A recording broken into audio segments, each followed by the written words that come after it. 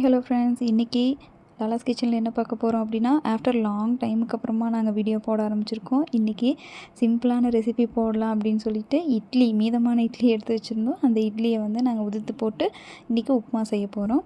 So வாங்க எப்படி செய்கிறதுன்னு பார்க்கலாம். ஃபஸ்ட்டு இட்லியை தண்ணியில் போட்டு ஊற வச்சுக்கோங்க. ஊற வச்சதுக்கப்புறமா இதை வந்து இந்த மாதிரி உதுத்தி எடுத்துக்கோங்க. உப்புமா மாதிரி நல்லா உதுத்தி எடுத்துக்கோங்க.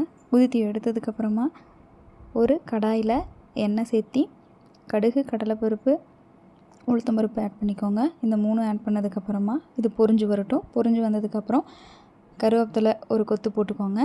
ஆஃப்டர் தட் நீங்கள் வந்து வெங்காயம், பச்சை மிளகா வந்து இதுக்கு வந்து காரத்துக்கு பச்சை மிளகா மட்டும்தான் நம்ம ஆட் பண்ண போகிறோம். ஸோ உங்களுக்கு காரத்துக்கு எவ்வளோ பச்சை மிளகா வேணுமோ அந்த பச்சை மிளகா ஆட் பண்ணிக்கலாம்.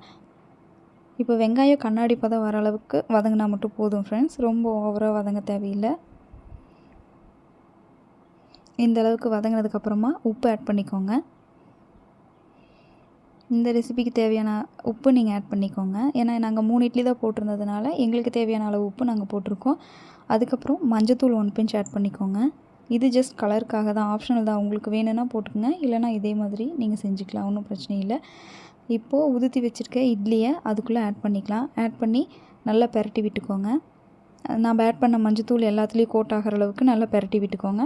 அவ்வளோதான் ஃப்ரெண்ட்ஸ், ஈஸியாக இதை செஞ்சு முடிச்சிடலாம். ஸோ இதை நீங்களும் வீட்டில் ட்ரை பண்ணி பாருங்கள். தேங்க்ஸ் ஃபார் வாட்சிங். எங்கள் சேனலுக்கு சப்போர்ட் பண்ணுங்கள், சப்ஸ்கிரைப் பண்ணுங்கள், லைக் பண்ணுங்கள். தேங்க்யூ.